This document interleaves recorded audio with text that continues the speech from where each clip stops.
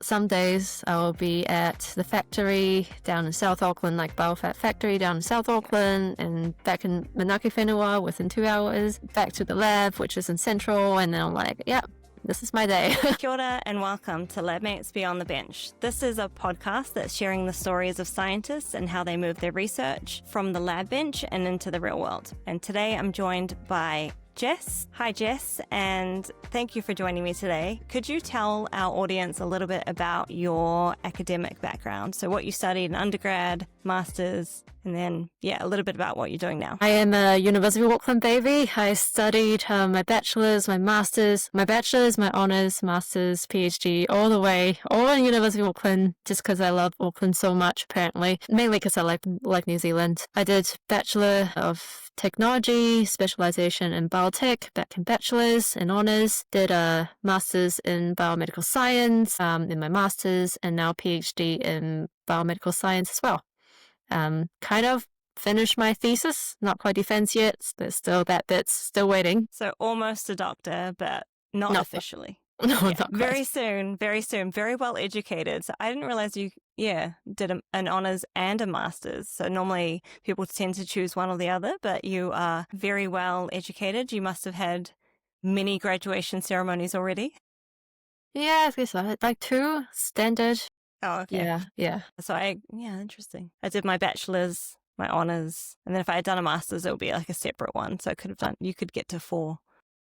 Yeah, no, the New Zealand one is like bachelor's and honours is linked together. Yeah. So Okay. yeah. Mine wasn't. Mine was a Kiwi one. Okay, I don't know how that works then. Yeah. Yeah, I don't know. Different unis just make up their rules, I think. Yeah. Yeah, fair enough. And so when you studied from your master's to kind of what you did in your PhD just more recently, did you know that you wanted to stay in academia, or did you sort of think about something else beyond that? Like, what was that thought process when you went from your master's and you were choosing your PhD? Like, what did that look like for you? Goodness. No, I did not know what I was doing. I don't think anyone really is. I mean, there's a very subliminal underlining that, I'm good at studying. I like studying and growing up Asian environment. I'm from Taiwan originally, so wow. Very, very academic-based background over, just study and go all the way to uni, and then I can still study. So, I tried a master's, a PhD. More in the background, I'm like, if I can, I would like to try, and it sounds ideal. Mm-hmm. But really, to carry it out, to execute is a completely different story, because I'm like, actually, what I want to do? No, I don't know really what I want to do until my maybe honors day, because currently what I do is in connection to an accidental project that I did in my honors day. So wow, I can just kind of carry that through all the way. Yeah. So did you do a similar thing for your master's as well then? No. Right. So you came back to it. Yeah. So I did the project. It's a post-study assignment, and then turned into an idea challenge and all that. And then I decided I'm not good enough for coming up with a startup myself. I kind of want to network and understand the space a little bit more, upskill a little bit, and understand what does it actually take to bring an idea up into the real world. So I decided to actually just give myself some time to actually train myself to be a proper scientist before I need to do anything else. Met my supervisor. That was like finishing honors. Afterwards, was wanting to do a PhD, but that fell through actually. So there's that element of that. It was back right after my honors. It fell through just because the project just doesn't really work with the industry partner, and that was all right. But I was like, okay, no, let's just take a step back, train myself properly. Let's go through a master's and see whether I actually like science or not, and then go from there. And my supervisor were all really supportive of me going through a master's, so decided to do that and really, really enjoy my master's days as a researcher. Like, actually really enjoyed it, because that whole year I get to have work-life balance. I get to go do what I want on the weekends and come back. Until the very last 6 months, I need to cramp all the experiments in. But there was an element of it I really enjoy with friends and community. I was like, this is great. I can do this forever. That's awesome. And what kind of helped you transition from that? Sounds like a great experience in your master's. So what helped you go from that to the PhD? And was that back in the same lab as your honors? Like, who was your supervisor? What did the project look like? And was it an industry partnership already set up, or was it kind of tailored to you because you had spent time building the relationships? Sweet. So, okay, so this is a bit of transition from master's to PhD. Mm-hmm. In between my master's and PhD, I had the opportunity to go out and network and get to know the ecosystem a little bit. During that time, right after I submitted my thesis, or just before my master's thesis submission, I got to meet James, who is the current co-founder and CEO of my current startup, BioFab, and they have an entire commercial model set up as BioFab already, but they are in need of a scientist and need of ideas and innovation and R&D projects. So I brought on my idea. It kind of just matches really up well with what they want to achieve. Mm-hmm. So we clicked really well and decided to go ahead with, oh yeah, let's do this thing together. What we hope is to make this material to bring out the real impact for the world and have a sustainable material to replace styrofoam. That's my project anyway. So that bit just kind of makes sense after my master's. And then we hit COVID pretty much right away. It was like momentum for 3 months, and then COVID just kind of happened. At that point, I realized that I have, actually, if I take this time and just make the R&D project of BioFab into my PhD project, that kind of just, it would make sense in the long term. And if I design it really well, it will benefit both BioFab and also me as a researcher, I suppose. Yeah. Ted, my supervisor, happened to be my master supervisor. He's really open-minded. His name is Simon Swift. Super open-minded about commercial researchers and super open-minded. It has a lot of industrial networks already in terms of with his own research. So kind of at that point act like a mentor for me at that point, right? He has already in connection. He understands the space. He understands the need. Mm-hmm. He's like, oh, another project that is in relationship to commercial interest. Okay, let's explore what that can look like. And I talked to my co-founders about it. And for them, it's also a good thing. The incentive, the underlying incentive was really good because R&D is always a long-term thing for a lot of startups. And building a really long-term R&D goal is also a good look for a startup to commit into a long-term, well, at least 3-4 years of R&D. That's true. So at that point, it makes sense. So we just decided, to leverage this. Well, I got a scholarship, so all right, everything came together. Makes sense, right? Let's do this. Didn't know how it would go, but yeah. Yeah, I'm super impressed that it's really great to have a mentor, supervisor, someone who's academic but also understands that commercial need. It's very modern thinking, and it's very, very helpful. Obviously, there are now more and more pushes to have industry PhDs, and you're kind of a really great example of that. So that's really cool to hear, and that it went so smoothly, and that the startup that you've got. Did you say 3 other co-founders as well? Or Basically.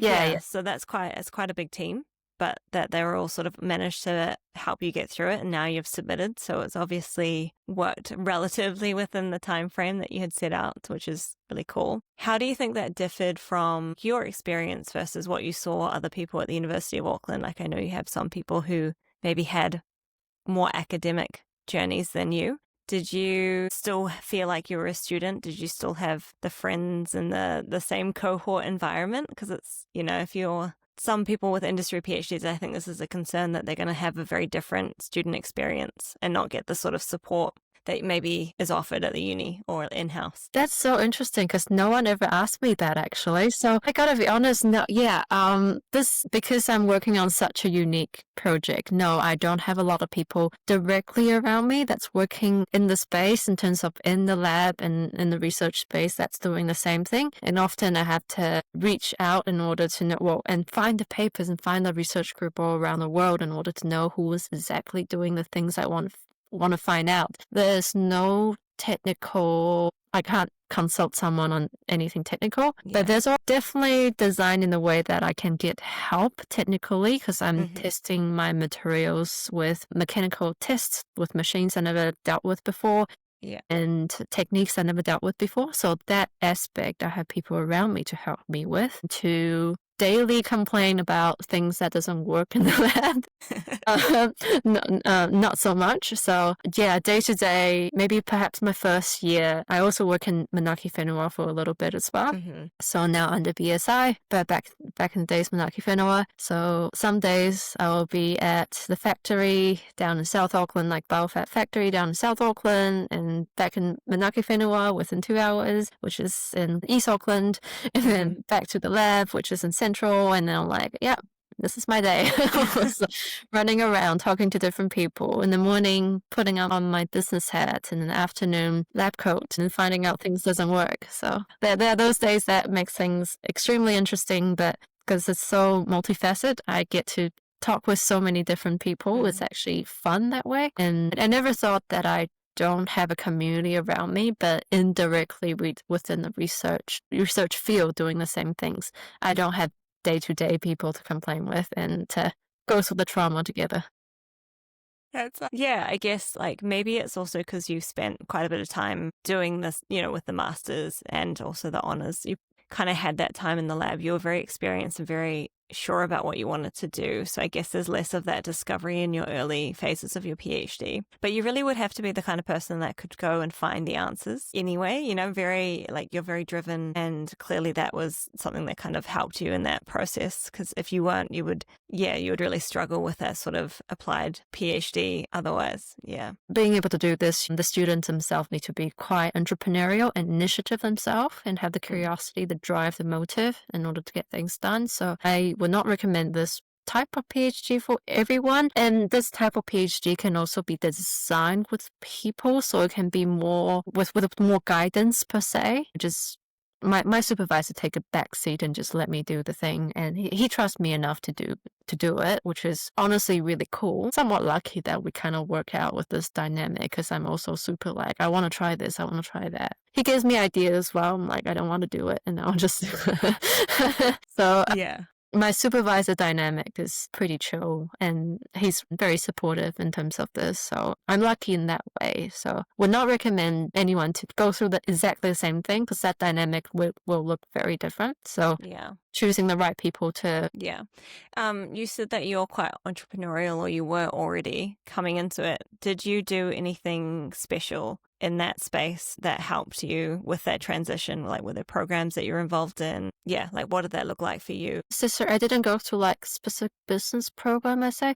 I got exposed to quite a bit of programs when I'm in the PhD itself, but before, I guess we're talking of the mindset driven to before the PhD, right, to get to this point and in the whole startup space. I guess one is Chiasma. Chiasma is the student league organization around in New Zealand. You have heard of them, obviously, but just in case the audience doesn't know, I've been involved with them since I was in my second year. They kind of just like constantly advocate for reach out, network, know your community, know who's in the ecosystem, talk to people and see what your career can look like. So that was really nice in terms of just seeing the bigger picture, bigger than what you just study, and bigger than just your books, right? So Yeah. that was super helpful. That magical feeling of feeling like it's my third year and I was in the middle of exams, I skipped classes as well. Don't do that. So it was a magical feeling to feel like, oh, actually, it's actually so cool and fun to start something from scratch, to work on something that I love so much. And I was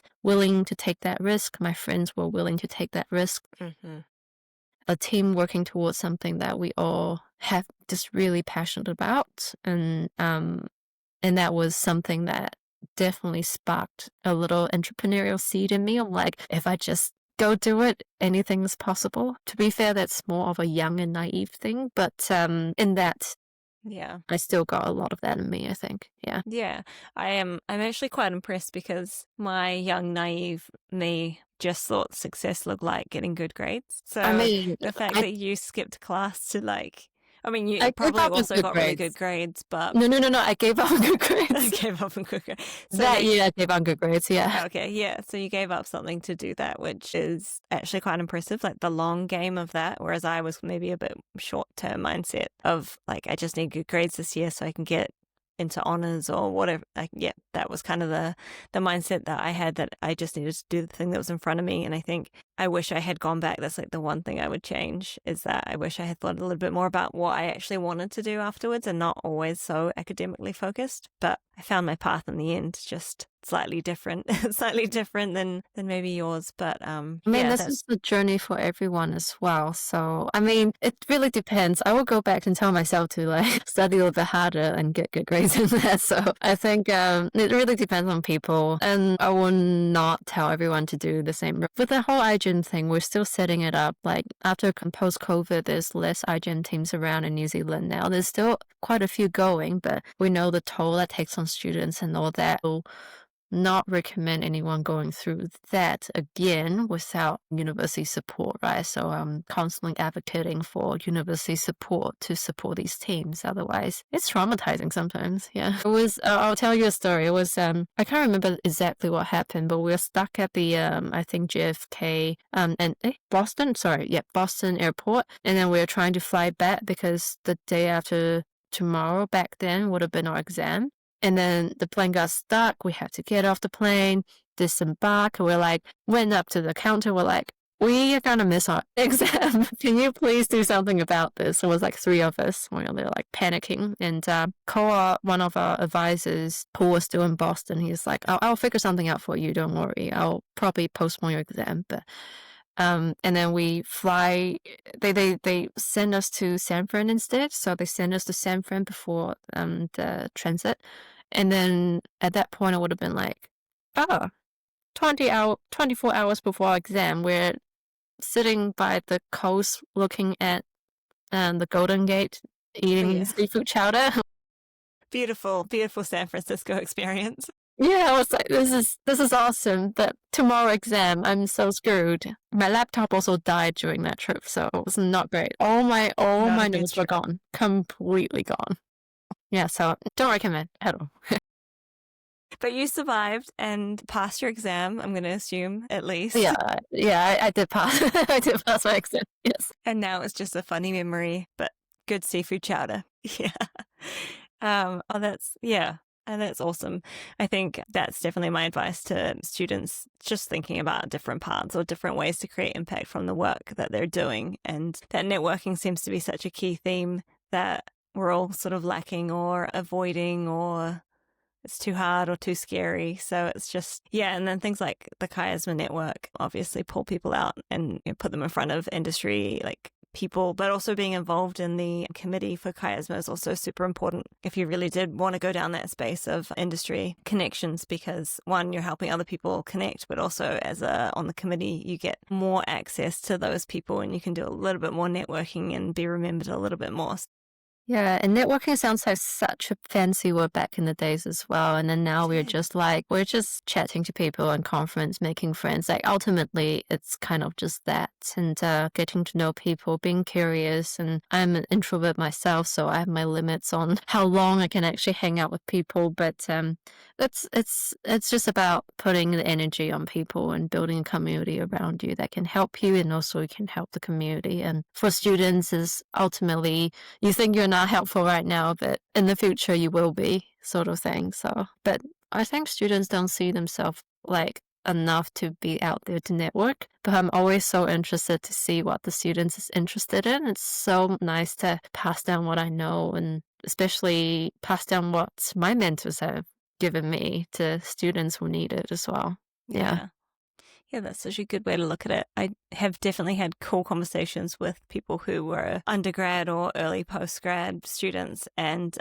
they blow me away with their ideas and their enthusiasm. And I think sometimes that your time in the lab can squash that enthusiasm and that like idea piece. And those are my favorite students because they still have that energy and they're still excited about it. Yeah, absolutely. Just kind of like, people should be excited about the future, and not be crushed by the system already. Yeah, exactly. I'm trying to like remember the energy I had and like always try to bring that back to the students, instead of, I think in the more academic settings, you get a lot of the like, you'll get over it soon, squash you down, take away your energy, drain you. And I think like that's something that I want to, give back is the energy, the possibility of what a future career could look like. And I just think it's going to look different. I think there'll be less and less of that traditional academic setting, even within a university. I think it's going to look really different. So yeah, I think just like hold on to hope that things will change and look different, and people will collaborate more with industry, and industry PhDs will be more normalized. And yeah. In fact, I feel like in the academia, it feels a little bit more turbulent at the moment with the funding cuts and everything. But kind of personally, how I see it is because I'm in such a applied science field that I don't disregard the importance of fundamental science still. And how I see it is a spectrum of applied science and fundamental science. If you want to link between both, that's how you achieve applied science and to achieve economic growth or any innovation that actually helps create impact. But there's so fundamental things that need to be done here to bridge the gap between applied science and fundamental science, bridge it before it can go somewhere. That's how I mentally, like, I literally have to put that in my mind all the damn time, because people will see me as an industry side commercial person, and yeah, I'm driven to commercial growth, return on investment and everything, which is correct, because I need to understand those in order to survive in the commercial world or something. As a researcher, this is solidify my core value. This is how I need to see things. I love that idea of it being a spectrum, and, you know, up at the top and down at the bottom. And even reminding myself and others that even as a scientist, you will go through these levels. So like what you're doing up here at your applied level isn't going to be every day or every project. And sometimes you will go back to fundamental research or working with people who are doing the fundamental sort of side of something and using their knowledge with your thing, with your project, right? It's like that. And that's why it all needs to kind of coexist and stop saying it's not academia, it's industry, and like that, like seeing them as two separate things is so unhelpful. Yeah, absolutely. I mean, it's especially for science to be looked at of more importance these days. There has to be. There's importance in science, but to advocate for the importance of science, there need to be a way to tell people how to balance these two very well. I constantly have to think about that with, I don't want to disregard the importance of academic. There's importance in this, and importance to find as close to truth, as close to facts as much as possible. And there's obviously the science that creates impact, but there's overlaps there, just need to communicate.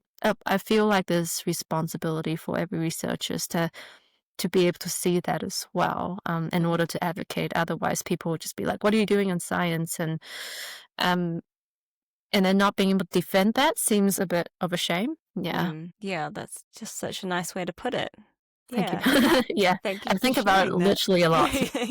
yeah, true. I bet you do. And then also, so with your PhD, was there any time frames that weren't stuck to because you were doing like the business side as well as the academic side? Like, how did that all go when it came to prioritizing like writing up or reports or, you know, like things like that? Did you stay on top of it in an academic setting, or did you just let that go? Didn't matter. I try to design the PhD in a more academic setting because it has to go through the whole academic and sets and all that. There are things that I do during my PhD I didn't, like, it's more on a commercial side that I didn't write in my PhD, such as the whole process of scaling up. That thing, because I didn't include my milestone, so I didn't thought I need to write it up. Unless people disagree that I should also write that in, sure, I'll write that in as well. But it's not my milestone, so I didn't particularly emphasize it. And there are also aspects of it where I do community outreach and all that. I also didn't write it in. So I think and so we can go from 2 years ago, we can only say, we know our material can do this, but it's not tested yet, but this is definitely the things that we know. And then from last year or this year, I'm like, yeah, this is what my material can do. 100%. And I know exactly which customers to go to that can apply really well with this concept. And the limitation of the material as well, which is amazing because that's something you don't want to waste time on, is reaching out the wrong markets or wrong customers. Yeah, that's true. Do you have, with your research, publications or patents or both? Like, is your thesis going to be public, or is it behind embargo? Yeah, it's gonna be embargo for a little bit. I find that super hard. So this is probably the hardest bit of my PhD, is I'm not allowed to share a lot of the exciting stuff. So I just like, I really want to, especially just being. I'm also a lab tutor, right? So I just constantly want to share things, want to rant on. I've become one of those lecturers that want to rant on things Yeah. forever. Just something you get when you're really passionate about your stuff. Yeah. So what I found the most difficult stuff, essentially is the ability to share the new knowledge that I've gained. There are things I need to keep quiet. There's things that I can share. In fact, I'm hoping to be able to publish the things that I'll be able to share, and then just like keep those two separate. Yeah. And go through, patent review and hopefully preliminary IP to IP protection, and then I can publish. That entire bit just stretches out the publication a lot longer, which is a shame. Doesn't suit a PhD project really well. Mm-hmm. But just needing to balance that, I think, at the very beginning, like balance it well, what you can share or not. You have to communicate a lot with the supervisor as well as the industry people to know what can be shared or not. Yeah. With some of those projects, then, are they collaborative in terms of just like Auckland and BioFab, or do you work with anyone else overseas or any other sort of more collaborations, or is it Not quite really. close? Yeah, I think it's completely with BioFab. So, okay, BioFab also, because we're in partnership of Ecovative, I suppose. So Ecovative is one of the largest, the inventor of this technology. So we're also working closely with them to have the know-how of how to do and make a lot of materials. So that was helpful. So intrinsically, the BioFab already have this link to Ecovative. Mm-hmm. So I suppose that is one of the partnership that we have. Otherwise, with University of Auckland, my co-supervisors, Mm-hmm. two of them, Mark Jones and Kanika, they are from NZ Product Accelerator, which is also now one of the PROs as well under BSI. I hope, abbreviation, hopefully audience are okay with it. Yeah, so I guess that kind of collaboration around the industry is still there, working with PROs and working with Manaki Whenua and NZ Product Accelerator. That was really nice. And so you can see this three layer of industry, university, and PRO all working together in order to make this project happen. Yeah. Yeah, that's actually quite cool. So, yeah, less academic to academic, but academic to industry to government research organizations as well. So, like, So it's more collaborative using different. of the resources rather than using intellectual property. Like, it's not developing something, they're just using the resources and know where The to, know-how. know how. Yeah. Awesome. Could you give us your high level, what you did at BioFab without giving away any of your secrets? Well, I am the CSO, so Mm-hmm. Chief Science Officer. I'm also the co-founding team member. That's what I like to call myself. But a lot of times my co-founders like to call myself a co-founder as well, since I've been there forever and since there from the beginning and been doing co-founder level of work. So you will see and hear that sometimes from my co-founders. So yeah, that's pretty much what I do. Yeah, I help with R&D research program development. Mm-hmm. I also help with custom engagement, prototype developing. I sometimes help with web design and proposal design and all that. So multifunctioned team member on BioFab. Yeah. So you're the everything at BioFab, the everything science related you've probably touched. Yeah. Yeah. Cool. And then is there anything you can tell us about what now you've handed in? What are you doing? You just frolicking around visiting different cities? Yeah, since I'm in Wellington now, Yeah. Yeah. I'm looking forward to essentially, well, I'm kind of taking a break at the moment. Good. I, I'm good. as Glad to hear that. literally submitted like more than 2 weeks ago, and I'm like, I just kind of need a break Yeah. after help running a startup and a PhD for more than 4 years, 5 years. Yeah. This project that I've been working on for 7 years, if you want to really like add up from the beginning to now. So kind of taking a break, and then we'll be taking a bit of a step back to review what's everything's going, and then to see my next step, and is how I can describe it right now, I suppose. Yeah. I think it's actually quite important that you are taking that step back. And now you have a lot of other things to consider. You're not doing a PhD, so you've got to support yourself somehow. And, that obviously there's a whole plan that needs to be around that for what that looks like for your next phase. So, Yeah. fair enough. It cannot be emphasized enough that PhD has to go through so many financial and family and relationship pressure. Like, surely it's 4 years of a very fundamental stage of our life. Maybe in a lot of us, late 20s, I guess, or early 30s, late 20s, something like that. And this is a time that a lot of people around us go through. That's true. Yeah, life process where we are feeling like, oh, 4 years later, are you done with your PhD yet? Yeah, are you done yet?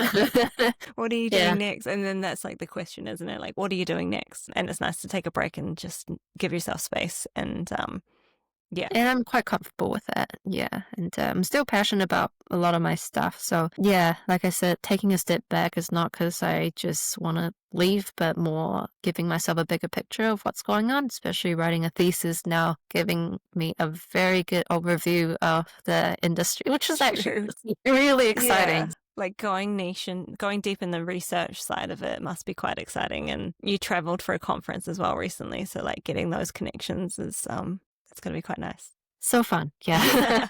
Doing the science things, well, you can as well. Like it's so normal to travel when you're a PhD student, and it gets a bit harder as you step away from the lab. Like that's what I've noticed now. It's almost easier when you're a researcher or a PhD student. So yeah, very cool. And I like to ask the guests if they still consider themselves a scientist, but I feel like it's in your title. But do you feel like you are a scientist, or do you feel like you're an entrepreneur, or like what would be your like top level title? If you're entrepreneurial scientist, just probably means you have a lot of ideas going on and willing to get something done. Yeah, it probably just defines that that's your niche. Awesome. Well, I actually don't have any further questions for you because you've told us beautiful stories about your career and your journey and sort of what you're doing. So yeah, just want to thank you for joining us today. And I look forward to seeing where you go next and spilling your secrets when you can. So thank you very much. Yeah. Thank you, Maddie. That was fun. Thank you everyone for tuning in today to listen to Jess's story about an applied PhD. I think what she did was absolutely amazing, and how she worked not just with an industry partner but with the academic organization to get all the wraparound support in her PhD was a very unique story. For those who are interested in hearing more stories of PhDs beyond the bench, please tune in to our podcast and share this with anyone who you think is looking for a different path in their career that might benefit from hearing these stories. If you want to be part of the LabMates community, we are building scientists to take on varied career paths. Please join us. It's currently free. Hope to see you there.